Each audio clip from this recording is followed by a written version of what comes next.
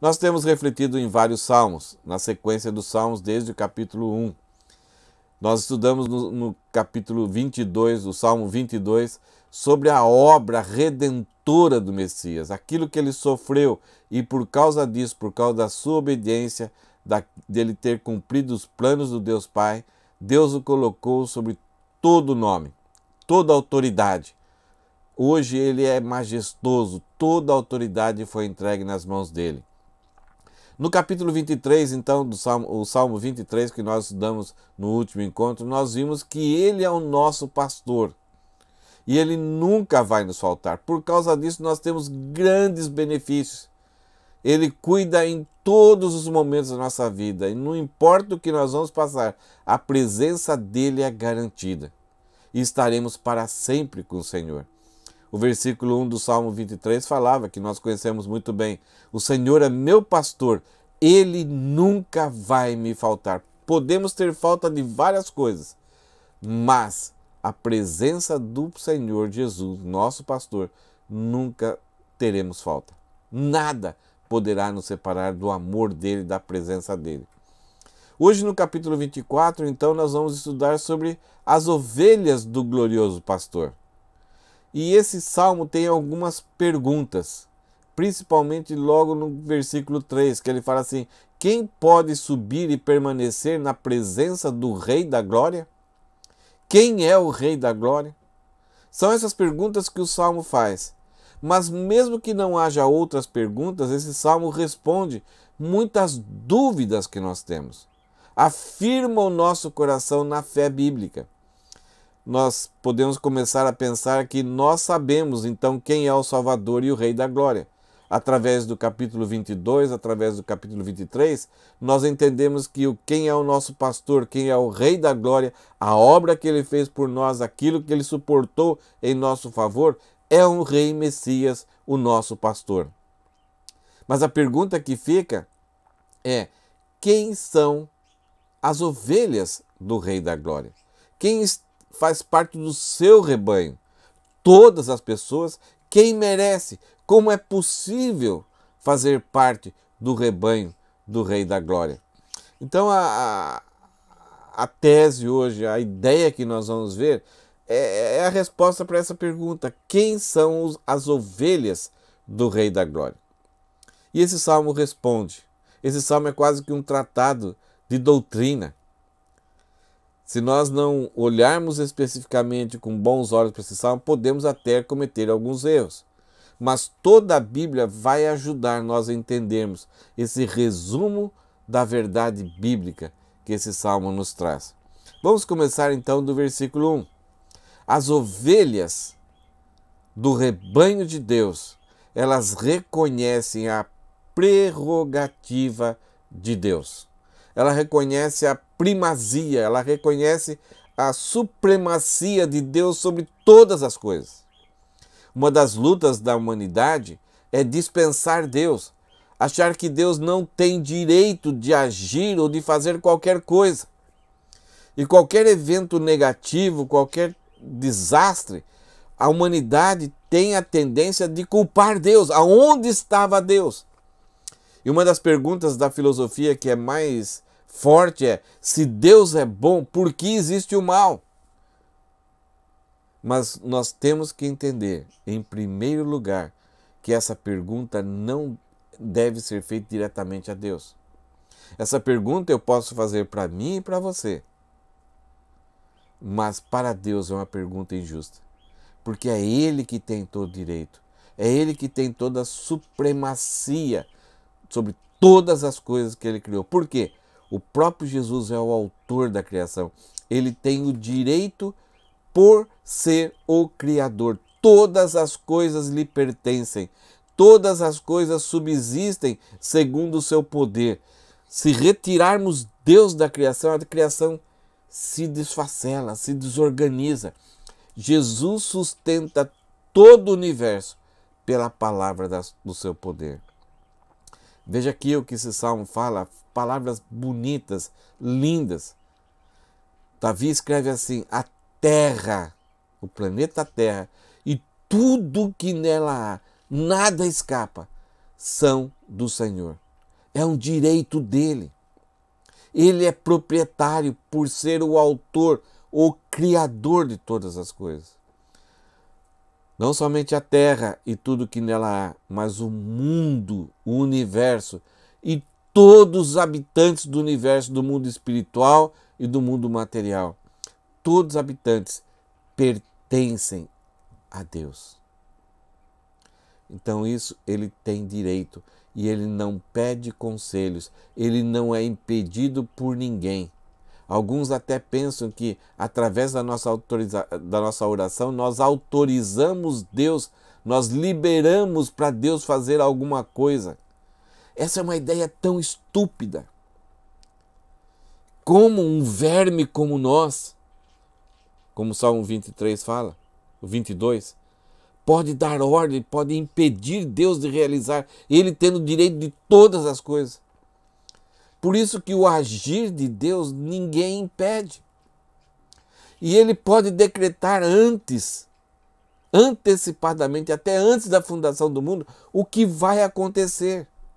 E o homem, na sua rebeldia, tenta evitar isso, mas acaba sendo um instrumento de Deus para a realização dos seus decretos. Deus tem direito sobre todas as coisas. Ele é justo, ele é reto, e ele até na sua soberania permite o mal para cumprir os seus propósitos. Veja aqui o que Davi fala no versículo 2. Pois sobre os mares ele edificou os alicerces da terra, e sobre as profundezas do oceano Deus estabeleceu. Quem estava lá? Quem deu conselho para Deus? Essas são as perguntas que Deus faz para Jó. Quando Jó e seus amigos estão tentando entender as razões do que as coisas acontecem, Deus pergunta: onde você estava quando eu criei todas as coisas? Onde você estava quando eu estabeleci os fundamentos da terra? E Romanos fala: quem somos nós para dar conselhos para Deus? A ovelha de Deus, a ovelha que pertence no reino de Deus, ela foge, ela muda a sua mente, ela tem uma transformação na sua mente, e essa primeira transformação, ela passa a entender que ela não é nada diante de Deus e que Deus tem prerrogativas sobre todas as coisas e principalmente sobre a vida dela. E diante disso, a ovelha verdadeira, a ovelha que pertence ao rebanho de Deus, ela reconhece a prerrogativa de Deus e ela entende que ela está numa situação de rebeldia. Ela está debaixo da condenação, da ira de Deus. Então surge um temor no coração. Aquela rebeldia que era culpar a Deus sobre todas as coisas e chamar a atenção só para si, chamar a glória só para si, desejar que todos os planos do universo sejam os seus planos. Agora essa ovelha, ela chora pela sua miséria. Ela decreta falência espiritual. E ela clama por perdão por causa da sua rebeldia. E olha para Deus com outro olhar, com uma outra visão. Os seus olhos são iluminados. Então, as ovelhas que pertencem ao Senhor têm essa consciência da supremacia divina, de quem realmente Deus é e de quem realmente Ele é. Abaixa a bola e engrandece Deus. O homem muitas vezes acha que ele pode mandar em Deus e que Deus está aí para servi-lo. Ele pode decretar, ele pode dar ordens, ele pode ordenar para que Deus realize os seus sonhos. Mas as ovelhas verdadeiras de Deus, elas sabem quem realmente Deus é e quem realmente ela é. Tudo tem o seu início aqui. Esse gera um novo nascimento. Isso gera a regeneração. A mente é transformada. Os olhos são iluminados. E uma nova visão sobre si mesmo e sobre Deus começa a existir. Quer conhecer uma ovelha verdadeira? Pergunte para ela o que ela pensa de Deus e o que ela pensa de si mesmo. Quem tem direito sobre a vida dela? Segundo lugar, Davi fala que As ovelhas de Deus dependem da graça redentora. Elas não colocam diante de Deus um currículo, elas não colocam reivindicações, elas não comparam com outras pessoas piores que ela. Ou também elas não começam a colocar diante de Deus, olha, eu sou isso, mas também olha as outras pessoas. Não. A ovelha verdadeira, ela faz essas perguntas para Deus. Ela questiona, ela quer saber. E ela pergunta para Deus, quem pode subir no monte do Senhor? Isto é uma linguagem que os israelitas tinham de que Deus habitava num monte, num lugar alto, num lugar excelso. Dá a ideia de santidade. Deus está muito além. Deus é transcendente. Apesar de Deus se revelar em nosso meio e ser também imanente, estar conosco, se revelando em teofanias do Antigo Testamento e se revelou na encarnação de Jesus Cristo, ali estava o Deus verdadeiro. Apesar dessa presença de Deus em nosso meio se manifestando, Deus está muito além, num lugar alto, transcendente, santo, inacessível. Então, a ovelha verdadeira, ela depende da graça redentora porque ela encontra a resposta para essa pergunta. Quem pode subir o monte do Senhor? Qual que é a resposta? A outra pergunta que a ovelha verdadeira ela faz é: quem pode permanecer em seu santo lugar? Moisés, quando chegou, encontrou a sarça ardente, Deus já de início falou para ele, tira as suas sandálias porque o lugar aqui é santo. Moisés queria ver a glória de Deus, Deus falou assim, olha, você vai ver as minhas costas, vou passar diante de você a minha bondade, porque é impossível o homem permanecer na presença de Deus, ver a glória de Deus e ainda sobreviver. Por quê? Nós estamos no estado de rebeldia. A supremacia de Deus permitiu que o homem se rebelasse e agora a ira de Deus está sobre a humanidade. A ovelha verdadeira, em primeiro passo, ela reconhece que Deus é supremo, que Deus tem prerrogativa sobre todos os homens. E por causa disso, ela percebe essa diferença, ela percebe que há uma distância, que Deus agora se tornou um inimigo dela, ela está debaixo da ira e da condenação de Deus, ela faz a pergunta, então quem pode subir ao monte do Senhor? Quem pode permanecer em comunhão no seu santo lugar? A resposta em toda a Bíblia, desde Adão e até o livro do Apocalipse, a resposta para essas duas perguntas é ninguém.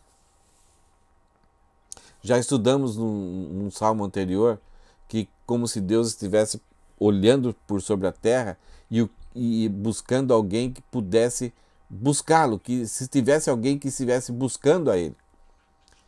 E a conclusão que Deus tira, ninguém busca a Deus, não há um justo sequer. E para permanecer, para subir, para entrar na presença de Deus e para permanecer em Deus, essas são as exigências. Olha do versículo 4. Somente os que têm mãos puras e o coração limpo, que não se entregam aos ídolos e não juram em falso. Somente aqueles que têm as mãos não manchadas pelo pecado por qualquer erro. Quem? Ninguém. Não somente com os seus atos, as suas ações limpas, sem contaminar o pecado, mas as motivações internas também têm que ser limpas. O coração tem que ser limpo. Quem tem isso? Ninguém. E que não se entregam a ídolos, a vaidade, a inutilidades. Pessoas que não colocam sua dependência, sua alegria, sua satisfação em coisas materiais que se acabam, que se corrompem. Pessoas que não colocam a esperança, a segurança em coisas que não são a própria pessoa de Deus. Isso que é se entregar a ídolos, a inutilidade. Pessoas que colocam outra coisa no coração que não seja a própria pessoa de Deus. Substitui Deus por outras coisas. Quem que não tem ídolos no seu coração? Todos têm. E não juram em falso, isto é, não se envolve com mentira, com aquilo que não é falso. Todos nós mentimos, todos nós estamos envolvidos com engano. Parece que até na cultura da humanidade, a mentira é quase que algo necessário, que é impossível você não usar a mentira.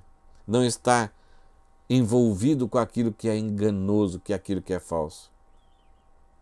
Então a pergunta aqui, quem pode subir ao monte, quem pode entrar na presença de Deus, quem pode permanecer em comunhão com Deus, não é somente entrar, mas também permanecer lá sempre em comunhão com Deus? Ninguém. Somente um homem consegue, o próprio Jesus. Ele é o único que tem mãos puras, ele é o único que tem coração limpo, ele é o único que não se entregou à vaidade, à idolatria, ele é o único que a vontade dele, o trabalho dele era fazer a vontade de Deus, e é o único que não se encontrou nenhuma falsidade na sua boca. Para essas pessoas que consigam ser igual a Jesus, eles receberão a bênção do Senhor e a justiça de Deus da sua salvação. São esses que te buscam e adoram em tua presença, ó Deus de Jacó. Mas a resposta para essas duas perguntas, subir e permanecer na presença de Deus, é ninguém. A exigência de Deus é muito alta. Deus não coloca o pecado, o erro humano, a degradação humana para debaixo do tapete. O critério é muito alto, porque o versículo 4 começa dizendo o seguinte: somente os que têm as mãos limpas.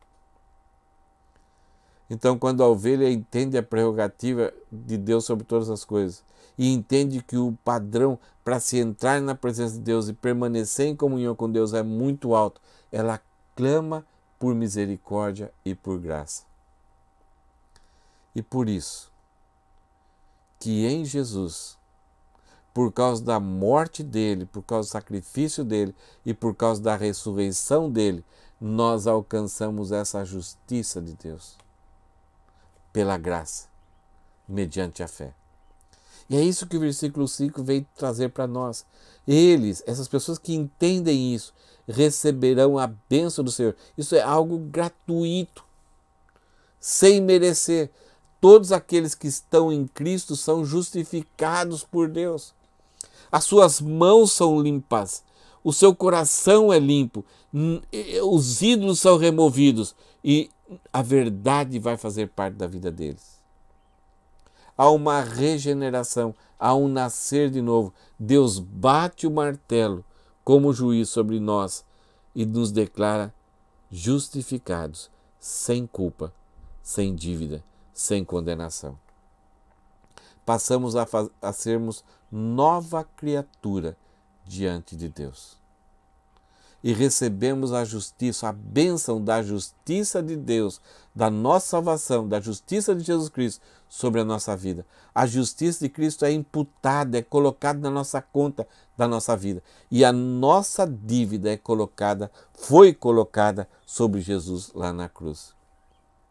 Por causa disso, quando a gente entende que Deus tem prerrogativa sobre nós e quando nós entendemos que ninguém pode chegar diante de Deus e permanecer na presença de Deus a não ser por Jesus Cristo, não há nenhum outro caminho.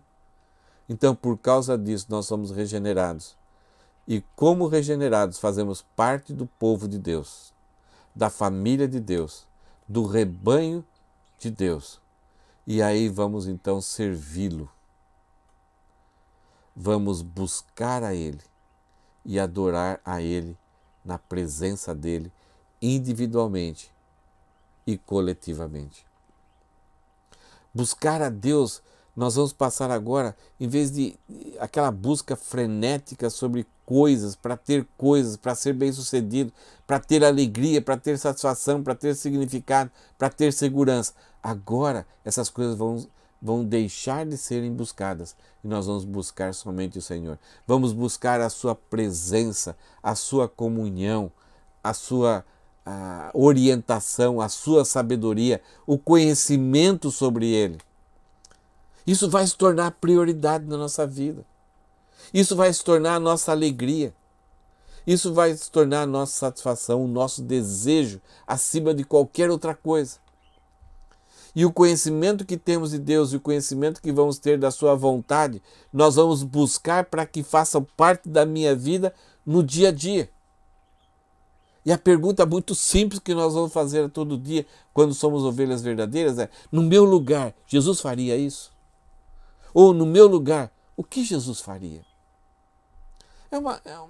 Existe até um livro pequeno sobre isso, que nos orienta a pensarmos da forma que Cristo pensaria, a termos a mente de Cristo. Será que Jesus Cristo falaria essas palavras?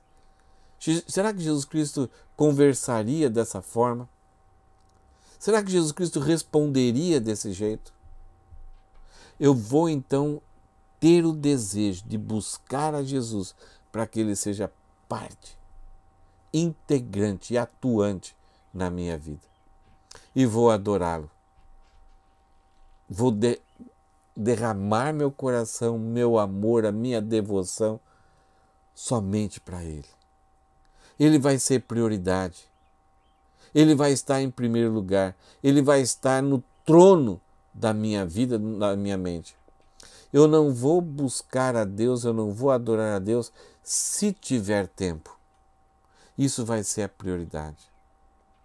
Então, essa regeneração que vai acontecer na minha vida por causa da graça redentora vai me tornar um adorador, uma pessoa que vai viver todos os dias da sua vida buscando e adorando a Deus, glorificando a Ele, não somente com mãos levantadas ou com a voz ou com música, mas com atitudes, com decisões, com pensamentos. Eu vou remover o meu ego do primeiro lugar do trono da minha vida e vou colocar Jesus para governar como Senhor, porque Ele é o Salvador. Mas esse salmo termina de uma forma muito espetacular.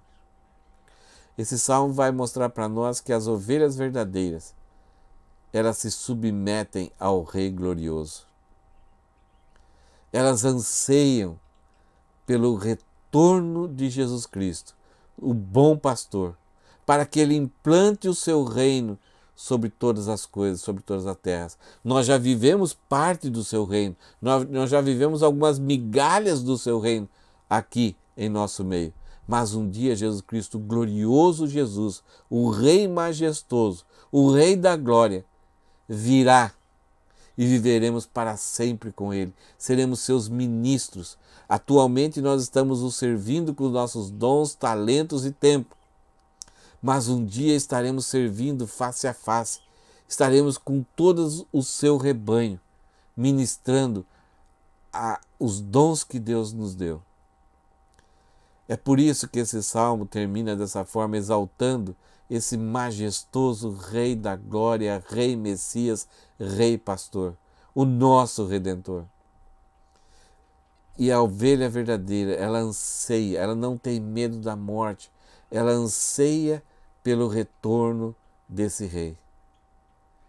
E ela canta, nós cantamos, para que as portas se abram e esse Rei venha. Talvez esse salmo foi escrito no momento em que Davi trouxe a Arca da Aliança para Jerusalém.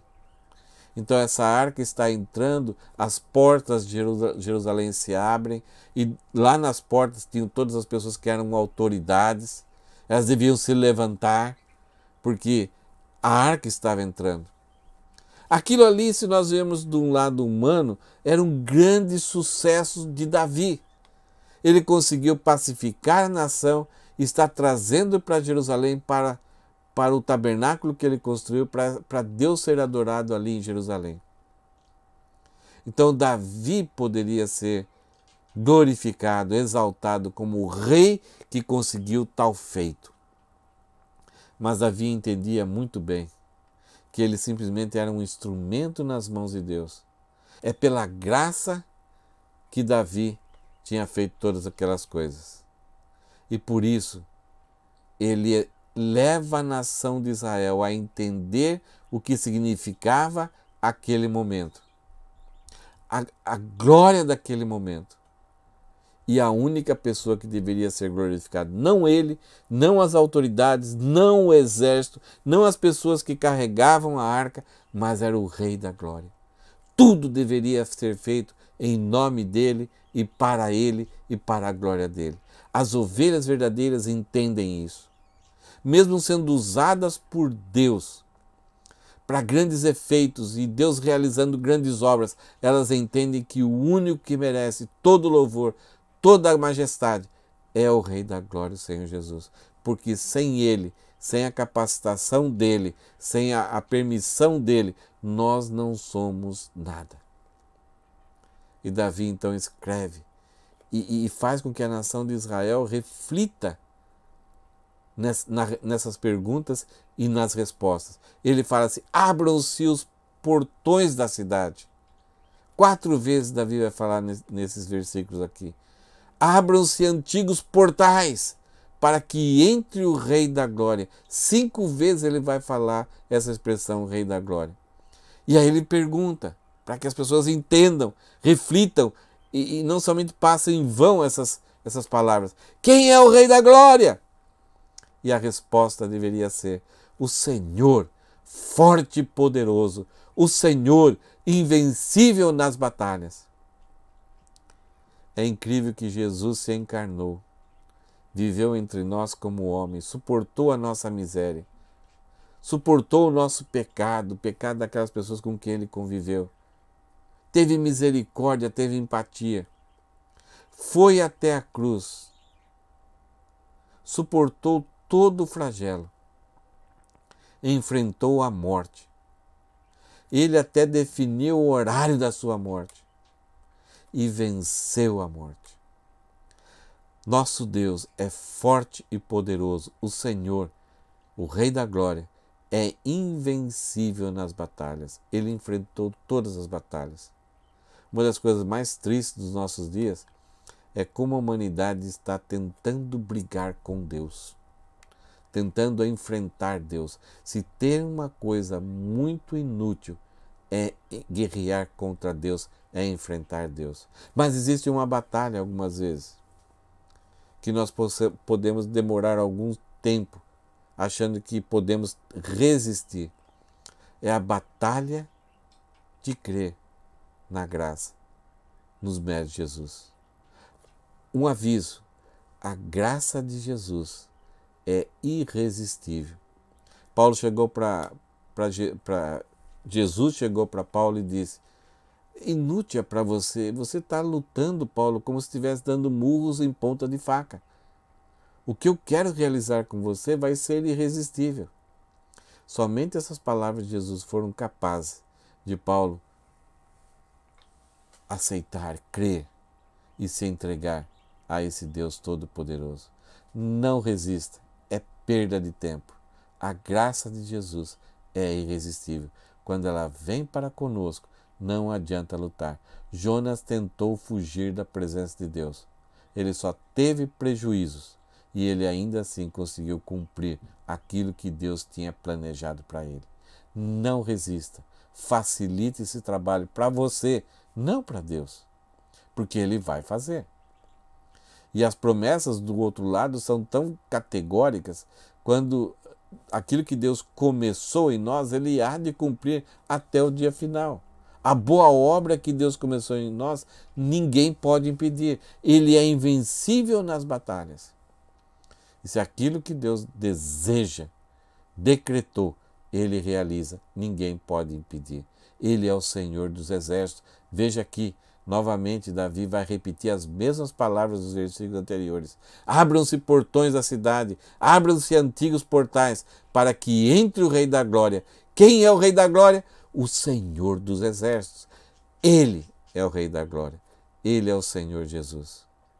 E que virá e que destruirá o falso profeta, o anticristo, a besta, com a palavra da sua boca, simplesmente. E vai estabelecer o seu reino. Então as verdadeiras ovelhas, elas têm a consciência das prerrogativas de Deus.